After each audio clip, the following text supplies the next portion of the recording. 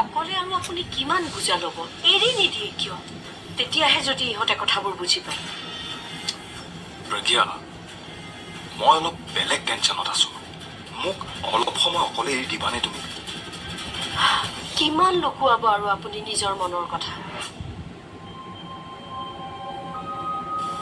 নিজৰ ঘৰখনত একো ক'ব নোৱাৰি আপুনি এনেকৈ আৰু নিজৰ লগত কিমান যুঁজিব হাৰি যাব আপুনি এই মাৰ মাৰ আরে মার না ধর না না না না না ইয়েস ইয়েস ইয়েস এই মার মার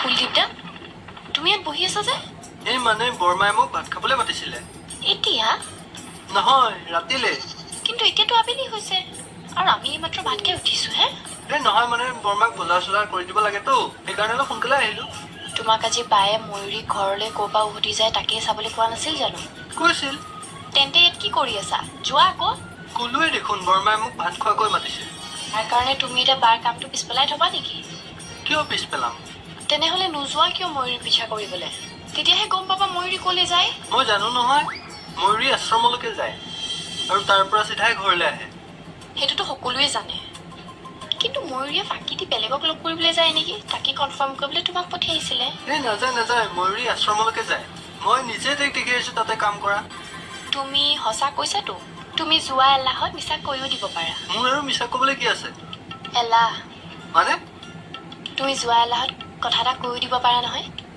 নাই নাই তেনেকুৱা নহয় দেই একদম জেগাত গৈ চাই আহিছোঁ কোনদিনা গৈছিলা মানে যোৱাকালি অঁ অহাকালি কি মানে যোৱাকালি অহাকালি কোৱা যেন পালোঁ যে মানে অহাকালি আকৌ যাম তাকে কৈছোঁ বাৰু ঠিক আছে মোৰ এটা কাম কৰিব পাৰিবা নি কিয় নোৱাৰিম পৃথিৱীত এনে কি কাম আছে এই কুলদ্বীপে কৰিব নোৱাৰে মঞ্জিতৰ গাৰ্লফ্ৰেণ্ডৰ ফটো আনি দিব অঁ পাৰিবা হ'ব কি মঞ্জিতৰ গাৰ্লফ্ৰেণ্ড হে প্ৰভু কি শুনিছোঁ এইবোৰ মঞ্জিতৰ গাৰ্লফ্ৰেণ্ড আছে নেকি নাই যদি বনোৱা মুঠতে মন আৰু ময়ূৰীৰ ডিভ'ৰ্চ কৰাই দিয়া পাৰিবানে বেছি চিন্তা কৰিব নালাগে গাৰ্লফ্ৰেণ্ডজনী মই যোগাৰ কৰি দিম তুমি তাইক মুঠতে মঞ্জিতৰ অফিচত এটা চাকৰি দিলেই হ'ল এই হ'ব দিয়া মই ৰাতি ভাত খাবলৈ আহোঁতে তোমাৰ লগত ভালদৰে কথা পাতিম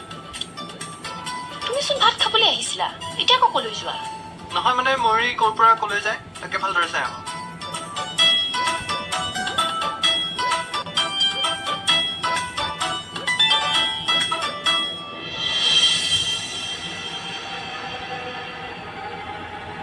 স্যাৰ এখন আপনাৰ নামত আহিছে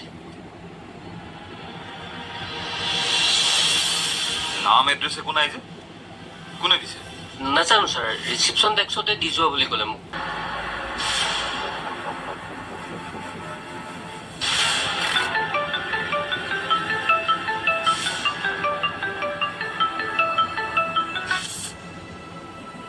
হেল্ল' সাৰপ্ৰাইজটো কেনে লাগে ছাৰপ্ৰাইজ কি ছাৰপ্ৰাইজ এনভেলপটো খুলি চাওকচোন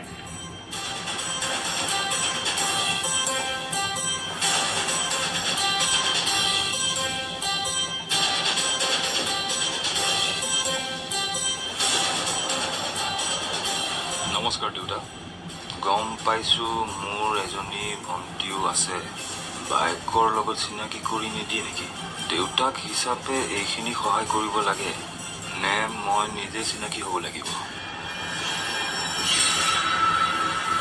কোন হয় তই হা এইবোৰ কি কৰি আছ তই কৈছোৱে দেখোন মই আপোনাৰ অতীত যাক আপুনি বহু বছৰ আগতে আঁতৰাই দিছে আপোনাৰ জীৱনৰ পৰা কি বিচাৰি আহিছ এতিয়া কি লাগে তোক আৰে ইমান খৰদাৰ কিয় কৰিছে আৰামছে কাপোৰ হ'বলৈ দিয়কচোন এতিয়া থৈছো আৰু আপুনিও চিন্তা কৰক আপুনি আপোনাৰ প্ৰথম সন্তানক কি দিব পাৰে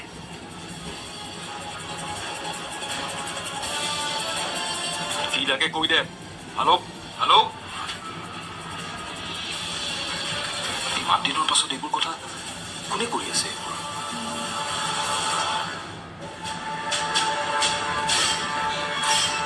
এইবোৰ কথা ঘৰত গম পালে কি হ'ব ৰিণিক বাৰু তাই চিনি পায় নেকি? তাইক যদি কথাবোৰ কৈ দিয়ে, নাই নাই, মই কিবা এটা কৰিবই লাগিব।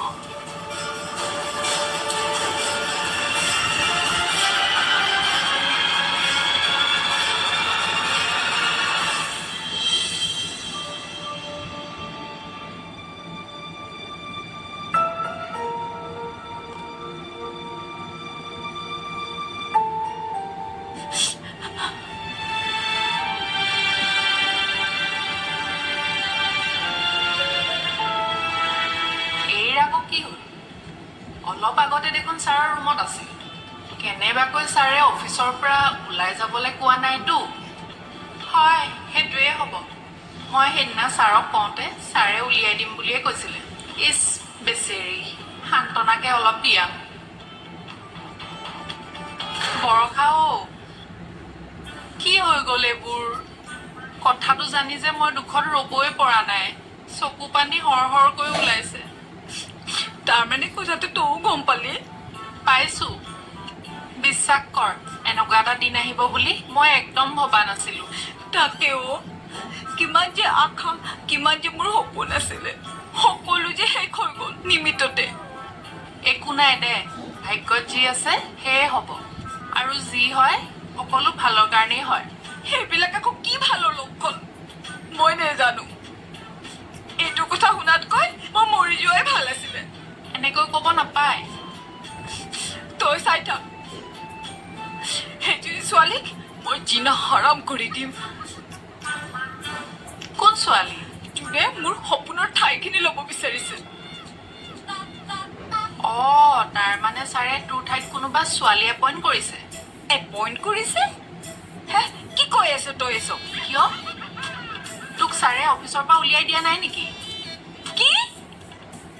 তই সেয়াই সপোন দেখি আছ নেকি? নহ'লে তই দুখ কৰি আছ কিয়? স্বপ্নত নিৰে ছাৰে বিয়া পাতিব ওলাইছে।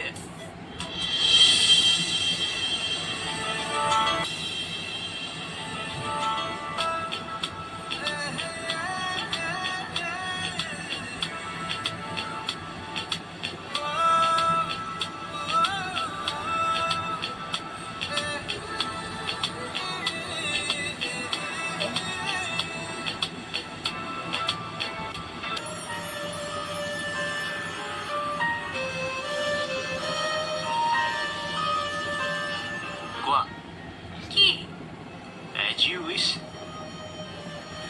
কোৱাৰ বাদে আৰু কিবা জানানে? মানে সদায় ফোনত কথা পাতিলেও আৰু কোৱাই কৈ থাকা। আজি লগ পোৱাৰ পাছত ময়ে কৈ আছোঁ অথনিৰ পৰা, তোমাৰ ক'বলগীয়া একো নাই নেকি? তেনেকুৱা কথা নহয়। Actually I want to be a good listener. কিন্তু মোৰোতো শুনিব মন যায় কি? তোমাৰ মনৰ কথা। তুমি নকলেও বুজি নোপোৱা নেকি? কৈ দিলেনো কি হয়? গোটেই জীৱনটো যেতিয়া একেলগে থাকিম, কম দিয়া লাহে লাহে। মই যদি আধা বাটতে এৰি যাওঁ?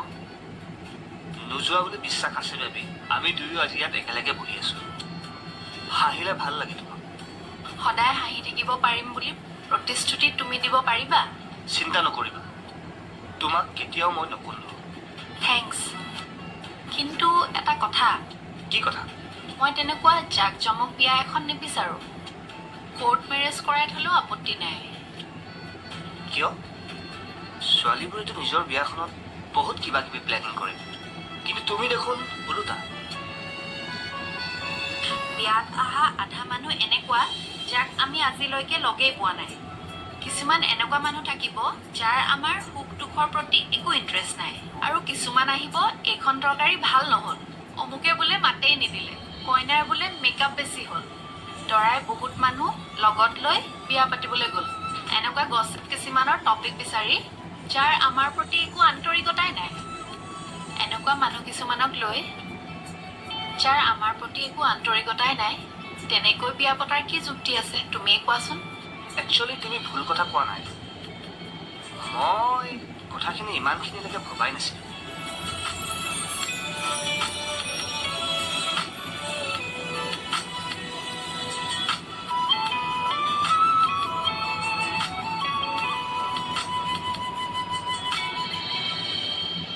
ছাৰ মোক মাতিছিলে? কেনেকুৱা লাগিছে? ভালেই লাগিছে ছাৰ। ইমান গাল ছোৱালীৰ মাজত মন পিছলি গ'লে কিন্তু দিগদাৰ হ'ব। তেনেকুৱা নহয় ছাৰ, আইটো প্ৰফেচনেল। Very good. পিছে তোমাক এইটো অফিচত কিয় এপইণ্টমেণ্ট দিয়া হৈছে গম পোৱা নে নাই? মাৰ্কেটিং পাৰ্ট হেণ্ডেল কৰিবলৈ ছাৰ। এইটো নহয়, ৰ'বা মই তোমাক বুজাই আছোঁ। মেইন কাৰণ সেইটো নহয়, তোমাক ৰাখিছোঁ মোৰ পত্নীৰ কাৰণে। কি? I am not interested sir. নহয় নহয়, সেইবোৰ নহয়। মানে অফিচত লেডি এমপ্লয় বেছি যে, সেইকাৰণে তেওঁ মোক সন্দেহ কৰে।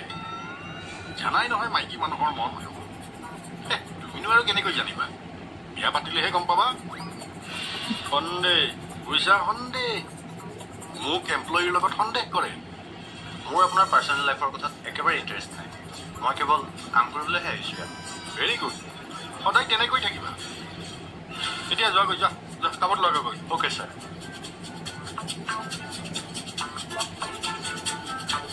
কি এইটো মায়ামোহ নোহোৱা জীৱ আহি অফিচত সোমাল? নেক্সট এমপ্লয়ী ৰাখিলে এটা এনজয়মেণ্টৰ অপশ্যনো ৰাখিব লাগিব। জাবৰৰ ওপৰত জাবৰবিলাক আহি অফিচত সোমাই দিছে। হাঁহি ফূৰ্তি কৰি থাকিলেহে মন চন ভাল লাগে। অলপ ৰোমান্টিক হ'ব লাগে নহয়। অকল কাম কাম কৰি কামৰ চিন্তা কৰি থকাতকৈ মই এটা মেচিন ৰখাই ভাল দেখোঁ। চালাত জাবৰ আৱৰ্জনা এইবোৰ চব। ময়ূৰী এইখন ঘৰৰ বোৱাৰী।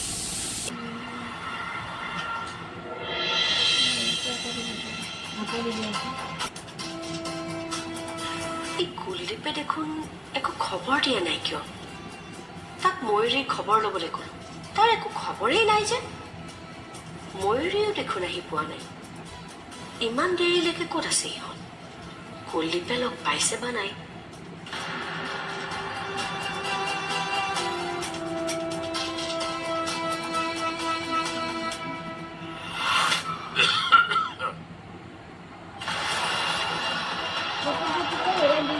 যেতিয়াই পঢ়ো তেতিয়াই ওলাই।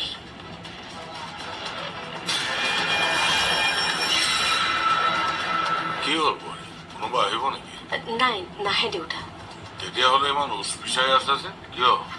নহয়, ময়ূৰীহঁতো আহি পোৱা নাই যে, সেইকাৰণে ৰৈ আছো। সিহঁত আহোঁতে অলপ পলম হ'ল। সৰুৱে ফোন কৰি মোক জনাইছে কিবা বজাৰ কৰিব বোলে। এনেকৈ নতুন বোৱাৰীজনী লগত লৈ ভাইটি ৰাতি ইমান দেৰিলৈকে বাহিৰত থকাটো ভাল কথা নহয় ন দেউতা? লগত সৰু আছে, একো কথা নাই। আৰু তুমি সেইবোৰ ভাবি থাকিব নালাগে নহয়। ঠিকেই দেউতা, মই পাহৰিছিলো। কিন্তু মইহে এওঁৰ লগত ৰাতি ভণ্টিৰ খবৰ ল'বলৈ যাম বুলি কওঁতে আপুনি ৰাতি হোৱা বুলি মোক যাবলৈ বাধা দিছিল।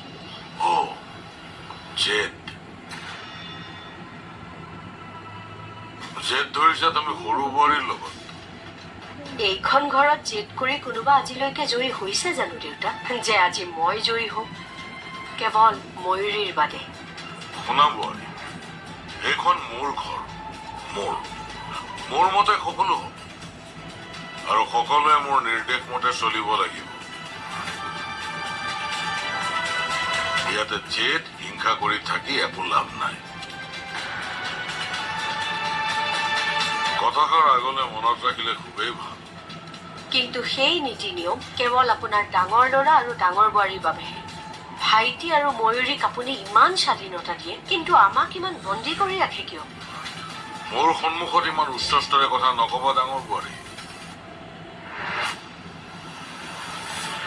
শুনা, ময়ূৰ ঘৰত অন্য কোনো কাম কৰা মানুহ নাই কাৰণে এইখিনি শিথিলতা, তাৰ বাহিৰে অন্য কোনো কাৰণ নাই।